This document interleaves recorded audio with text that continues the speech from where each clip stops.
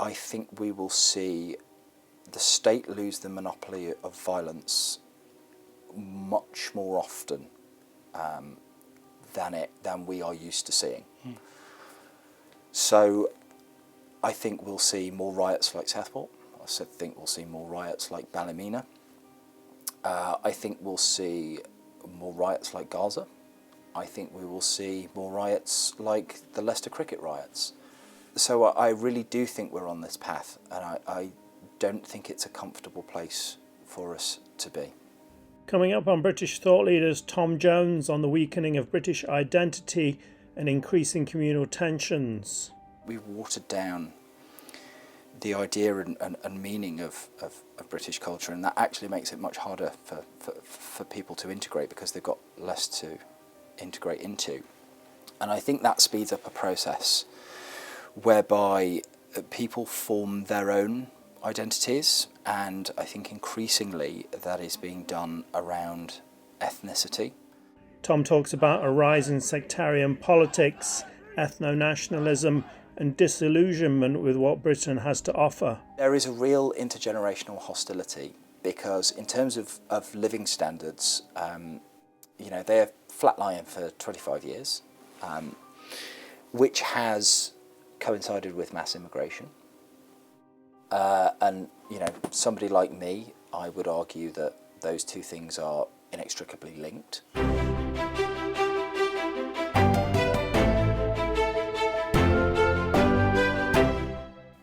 Welcome to British Thought Leaders. I'm Lee Hall. Today I'm sitting down with Tom Jones, who is a writer and Conservative councillor. Tom, welcome to the show. Thanks for having me on. We saw riots recently in Ballymena, before that Southport.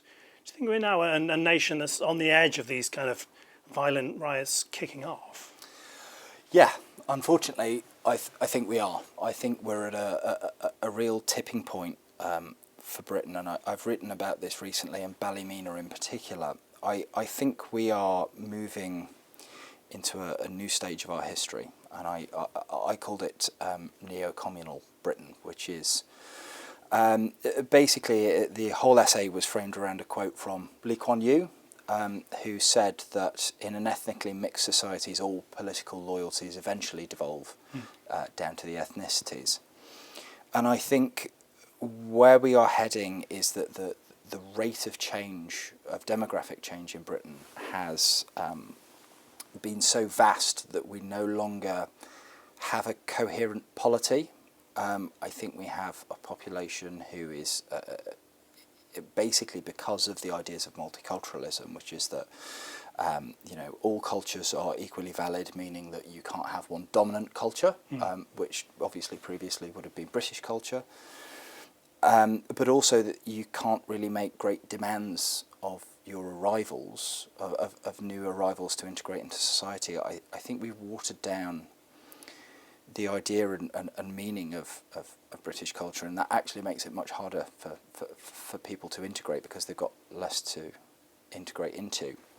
And I think that speeds up a process whereby people form their own identities, and I think increasingly that is being done around ethnicity. And I think the key word in that Lee Kuan Yew quote, and the reason why I think the neo-communal idea is such a good one, but of course I would say that, wouldn't I, is that it does mean all.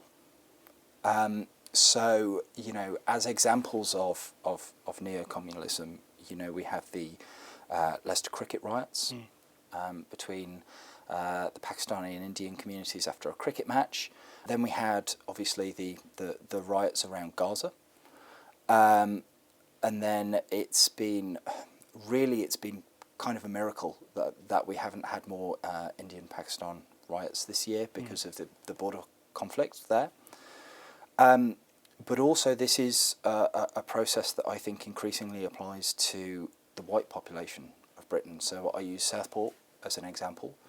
I use Ballymena as an example. Obviously those are quite similar in their raison d'etre of the rioters, but also There was a spate of mosque attacks in the wake of the beheading of Lee Rigby. So I think this has been a long, slow burn of a process that's taken quite a long time. But I think we are now at a stage where I think this kind of thing will become much more prevalent and much more usual in Britain. The idea of multiculturalism is we all kind of melt into this pot of Britishness and live together happily. But it seems, as you say, there's tensions on all sides. In this importing of ethnic divisions from abroad, something happens in Israel or America or UAE and things kick off here. It's quite a recent phenomenon. I mean, why is that happening? It's very much to do with the number of people that we've imported, obviously, who have arrived in recent years, so that we now have a much wider breadth of conflicts that have the potential to affect us. So, up until, let's say, the 1960s, probably, the majority of migrants in Britain were, I think, Irish and Indian and West Indian. But over time, we have really diversified where people arrive from. So in the 1970s, there was a large number of people from Pakistan that came over. That's always been quite a strong flow. Then, obviously, the accession to the EU, a lot of European migrants. And then with the Boris wave, there are a fresh recruitment from India, Pakistan, Nigeria, Sri Lanka, and I can't remember the fifth largest one. So I think it's to do with the diversity of the number of different countries that we're now bringing people in from. And I think it's also to do with the newness of some of these arrivals. Some of them haven't been here very long. First generation immigrants always have incredibly strong ties, obviously, to their nation of origin. And so that's why I think we're seeing this play out more, is that we simply have a wider range of conflicts that can now affect, unstabilise the polity in Britain. And we have more people who are more invested. So you mentioned communalists. I know other countries have dealt with issues like this, particularly Singapore. What did they do to kind of try and deal with the communalist split? Well, I think what Lee Kuan Yew did was he, from a philosophical standpoint, he did not pretend to kind of flatten differences between groups. He didn't have an idea of multiculturalism. It was, I think, a multiracial democracy, but it always recognised its own multiracial nature. It didn't pretend that it wasn't multiracial. And I think the problem that we've faced is that basically we have held to this idea of multiculturalism, which fundamentally states that all cultures are of equal value. There can be no dominant single culture. And because of those two things, we cannot therefore ask a great deal of new arrivals.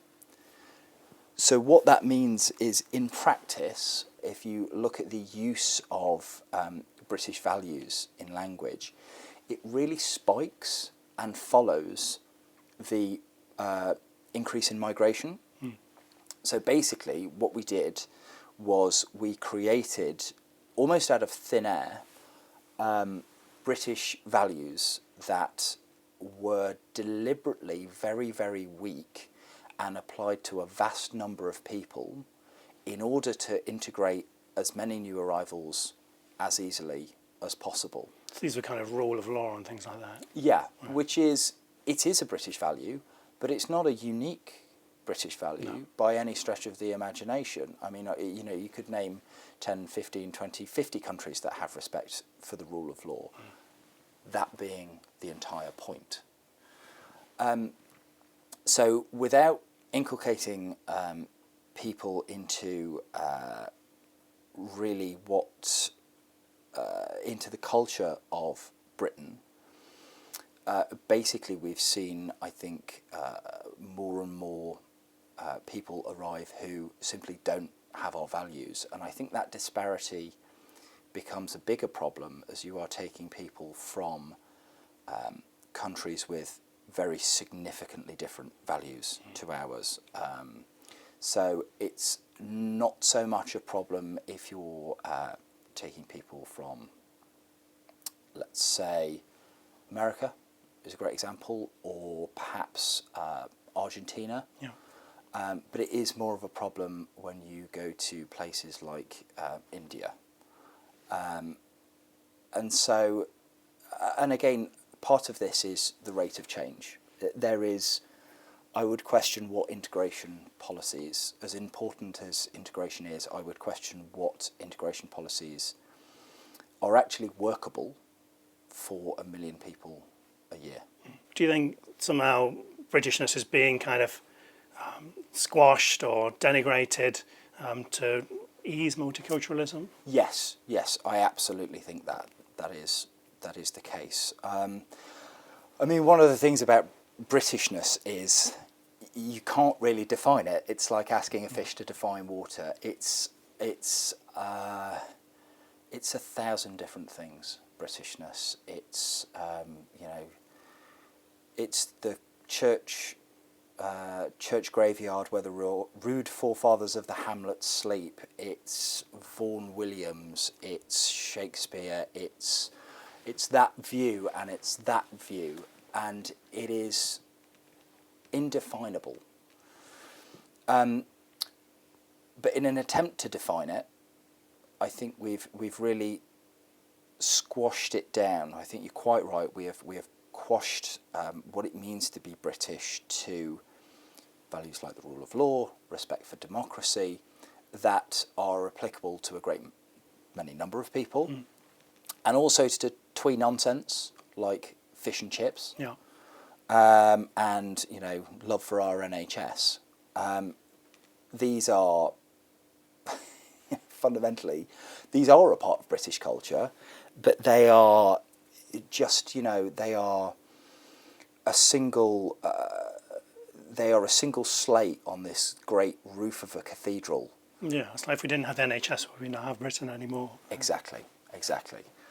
So, you know, each one is a separate, you know, slate on the roof of this great cathedral, and I think the problem is that we have, by defining what our values are, and therefore what they are not, we have stripped the slates out of so many areas of the church that now the rain is just pouring in.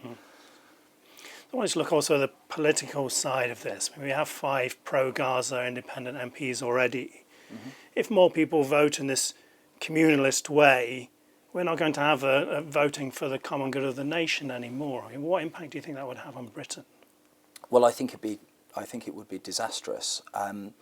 Interestingly, I would argue that you can certainly argue that Reform is as equally a communalist party or a communalist phenomenon as the Gaza independent MPs. It's just obviously for different communities, because it's all is the key word there. It affects white communities as much as it affects non-white communities.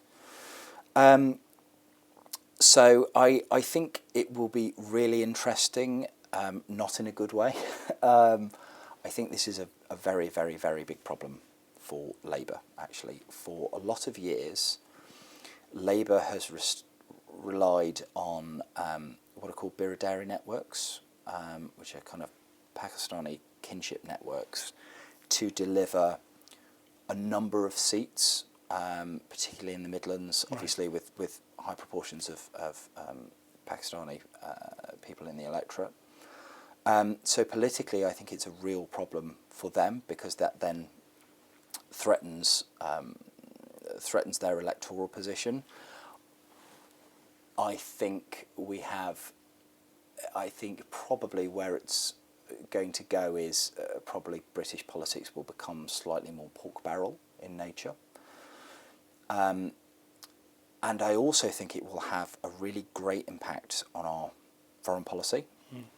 So a great example here is Bob Blackman, who's a Conservative MP, who managed to hang on to his seat at the last election with, basically, open Indian nationalism. And so you do have, particularly in foreign affairs, you will have MPs whose primary interests, or perhaps not primary, but are influenced by the interests of other nations far more than they would have been previously. So I think that affects the balance of how foreign policy will be run in the future. You write and commentate on politics. Do you think we are on the road to this kind of communalist voting? Yeah, I think we are. I really think we are. I think the last election was, I think, the start of it. It's hard to tell where it's going to go. I think the writer David Betts, about a month ago, wrote an essay predicting civil war. For the record, I don't think we're going to get anywhere near that. But I think where we are going to go, and I really, really, really hope I'm wrong about this. I do not particularly want this to be true, and I certainly don't want to live in a country where this is true, is I think we will see the state lose the monopoly of violence much more often than we are used to seeing. So I think we'll see more riots like Southport. I also think we'll see more riots like Ballymena. I think we'll see more riots like Gaza. I think we will see more riots like the Leicester cricket riots. So I really do think we're on this path, and I don't think it's a comfortable place for us to be. A big question, but how do we get off this path? I think you really have to address, I think the most pressing concern is you've got to address who is coming in. No matter what integration strategies we put in place, they could not possibly apply to the sheer weight, the sheer number of people that are arriving into the country every year. In terms of how we reverse it, I am slightly worried that some of this is an accelerative process, and so I think our focus should really be on putting the brakes on it for a while, because I'm not quite sure if we can reverse it, never mind how. So you're talking like a complete stop or a kind of one in, one out? Yeah, something like that, definitely, in terms of new arrivals. In terms of, we have to have much more, probably, French-style cultural chauvinism, I think. I think we have always been very, very poor, for all our talk of British values. I think we have been very, very poor to declare this is not a British value, and therefore this person should not be here. I think we have been historically very, very, very poor at that. Particularly the right, who are kind of very happy to decry, things that are going on, but maybe stop at the providing consequences to those actions. So I think really you've got to look at systems of punishment to enforce British values, basically. And so I think that does look a lot like much stronger deporting of foreign criminals, and I think that looks like much harsher sentencing across the board, actually.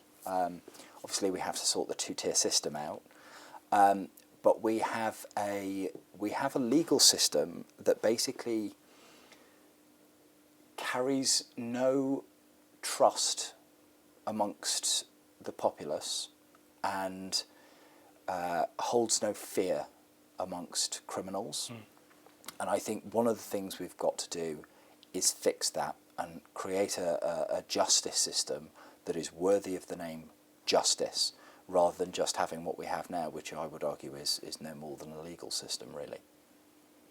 I also wanted to talk to you a bit about Englishness. I mean, it's lauded to be a proud Scottish person, a proud Welsh person. To be a proud English person as opposed to British is often looked down upon a bit more. Why do you think that's the difference? Well, I think a great example of this is there was a Tony Blair advisor, John McTernan, on Twitter. I can't remember the exact wording, but it was something like ethnic Englishness is evil. Yeah. I think this is a historic problem. John McTernan is of a certain age. I'm not quite sure how old he is, but he's of a certain age, where Englishness carried with it probably a fear of certain groups like first the National Front, then the BNP, then the EDL.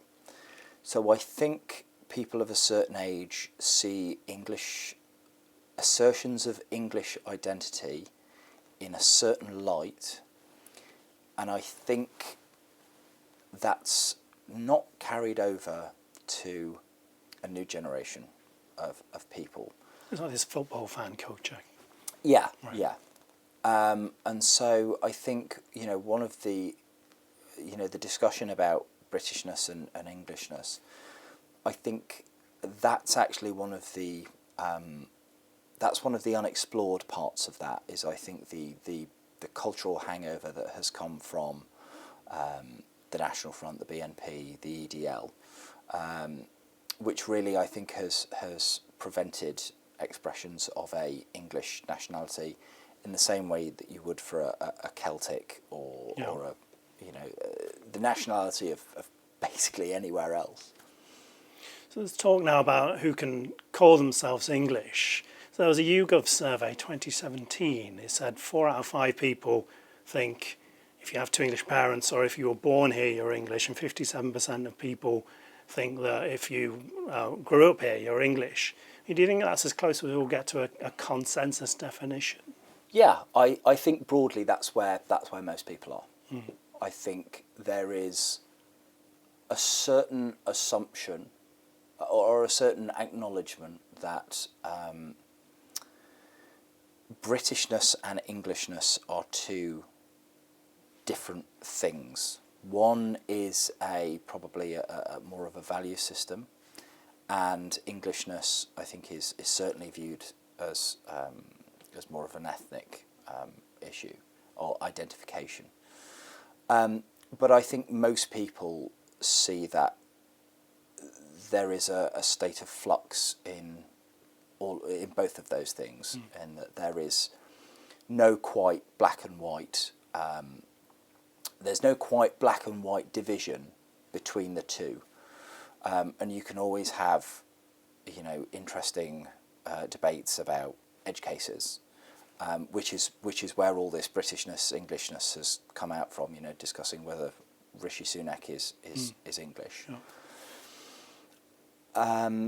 But I think broadly that's where most people are. I think they have a relatively thicker definition of Englishness than they do of Britishness. But I think the increasing assertion of an English ethnicity is again a part of neo-communalism. I think because it applies to all ethnicities, that all political loyalties divide down to the ethnicity.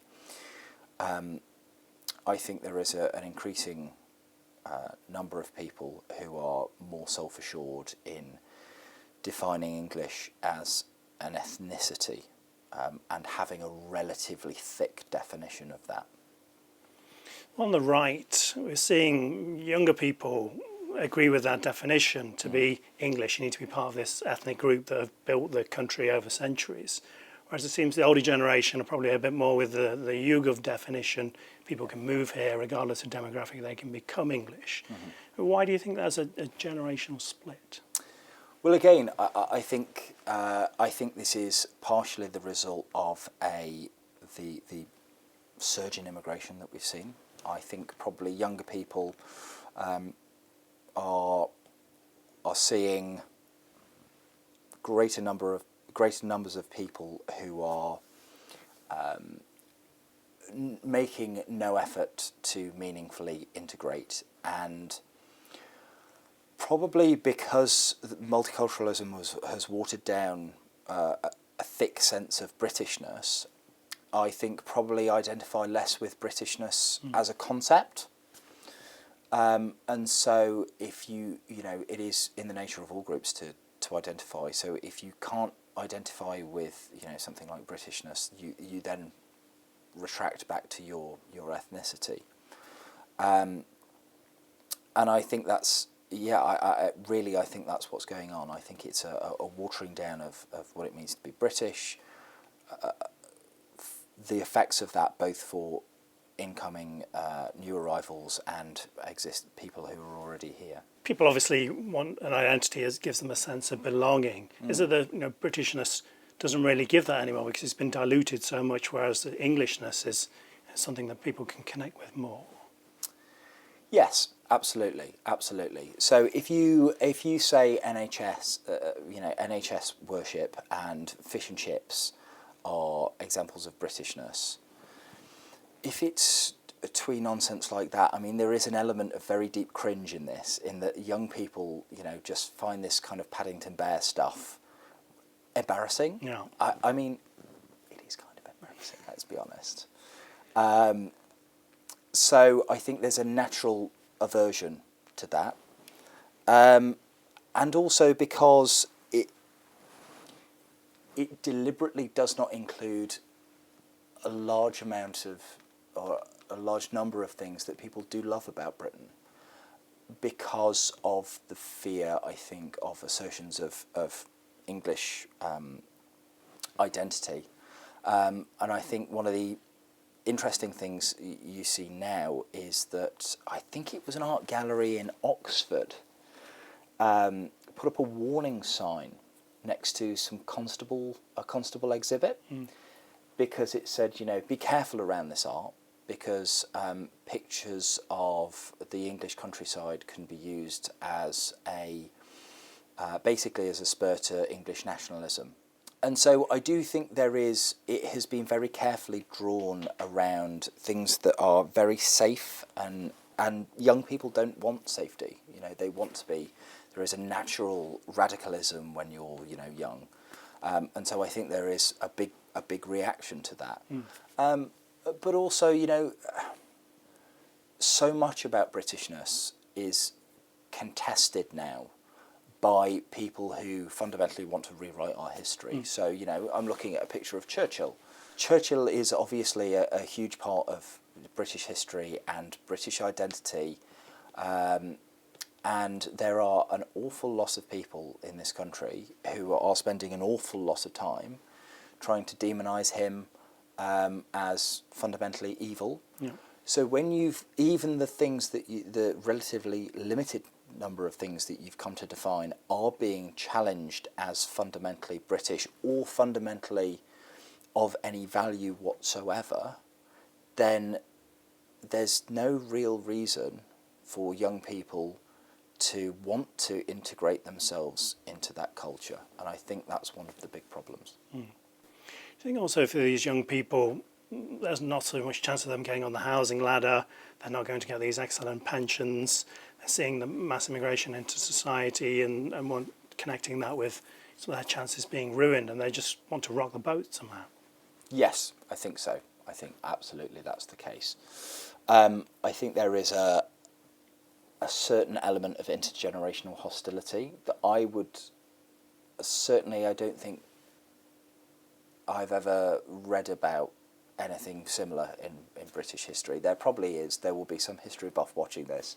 You can write in and correct me. But there is a real intergenerational hostility because in terms of living standards, they're flatlining for 25 years, which has coincided with mass immigration. And somebody like me, I would argue that those two things are inextricably linked. But living standards are no longer set to stagnate, they're actually set to fall. And so I think a lot of this, yes, is a reaction to people who have not only less desire to integrate into a sense of Britishness and a willingness to integrate into a sense of Britishness, but feel less loyalty to Britain because they are getting less out of it. I mean, I spoke on the phone for a couple of hours yesterday to a friend of mine who has lived in Saudi Arabia for the last year and a half, and he says that the number of people, young professionals from Britain who call him or message him on LinkedIn, etc., regularly is simply staggering. It's 5 people a week. Which in a relatively limited field such as the one he works in is a large number of people. And we're having, our doctors are going abroad because they can make a good living elsewhere. The Australians are targeting our police really, really heavily through recruitment ads. Because if you're a policeman in Britain, I mean, you get a terrible deal. You start on what? I think it's something like 20 grand. Wage compression means you'll probably never get above 40.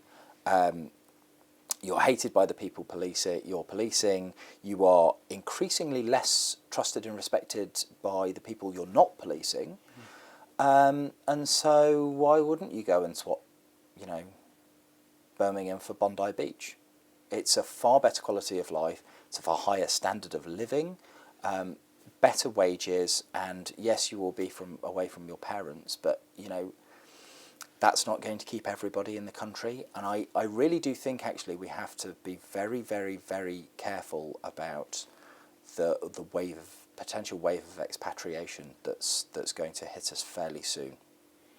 You're talking there about our kind of best and brightest moving abroad. Mm-hmm. We're also seeing massive amounts of millionaires or billionaires as well leaving the country. I mean, this is quite a scary path we're going down, isn't it? Yes, yeah. I mean, economically, I think we are in for a really, really, really rough ride over the next few years.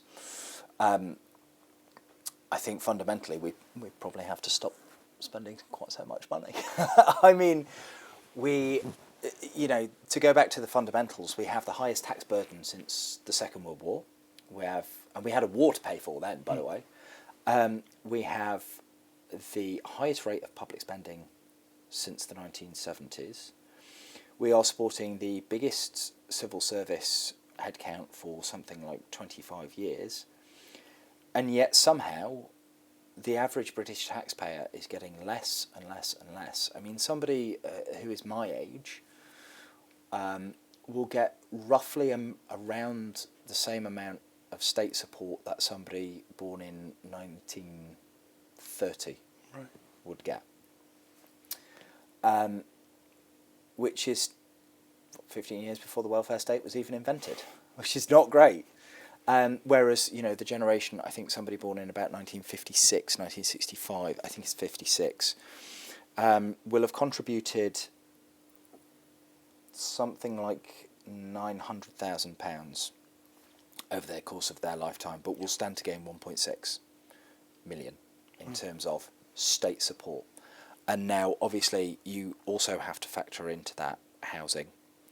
So the intergenerational contract in Britain is in a really perilous state. It is really, really terrible. And I think this is part of the reason why we're seeing politics become much more pork barrel.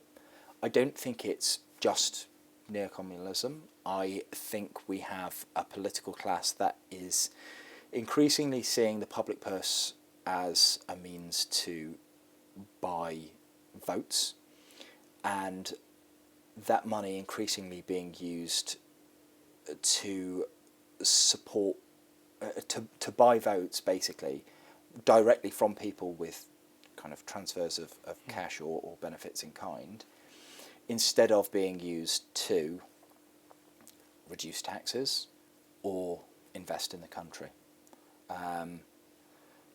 And so we are in for a pretty wild ride, I think, economically. And we've got 4 more years of Labour. Probably not 4 more years of Rachel Reeves, judging by how she looked today in PMQs. But yes, and it's tough to know where the economic growth is going to come from, because obviously we have lots of millionaires leaving. We have a problem with starting unicorn companies. We have some of the most expensive industrial energy anywhere in the developed world. It's really tough to know where the growth is going to come from. Yeah. We are not setting the conditions for businesses or the economy to survive and thrive at the minute. And so I think fundamentally, we have to really be careful about expatriation, because with international travel, with the amount of people that can speak English, to be honest, with FaceTime, it makes it so much easier to speak to your mother who's still at home in Britain. Yeah. It's an increasing problem, and I think we will probably see a lot more of our brightest and best leave. I think we will probably need something approaching shock therapy in order to buck us out of this slump. How would shock therapy look? What can we do? Well, I think if we went broke, that would be a big enough shock. In terms of, what kind of shock therapy might look like, I think it will look like a radical reprioritization of what the state is for. I think this was one of the great missed opportunities of the austerity agenda, is that the austerity agenda really failed to tackle the breadth of things that the state was doing, and instead tackled the kind of depth. So it was cuts to individual services and sectors, rather than asking fundamentally, is this something that the state should be doing? Or is there a way we can incentivise the private market, or in some cases private citizens, or the third sector to get involved with? And so now I think we have a state whose problem is doing too little of, or too much probably, and is trying to do everything and succeeding in doing very little. And I think what the shock therapy will look like is a much more capable state. I think probably smaller, because it probably has to be smaller, but a much more focused state with much more focused capacity.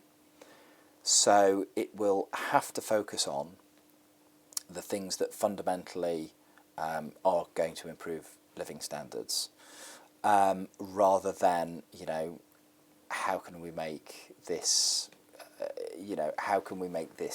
sector more carbon effective, rather than placing burdens on businesses. I think it will cease to do that. It will have to cease to offshore a lot of the responsibility for delivering its agenda onto private businesses.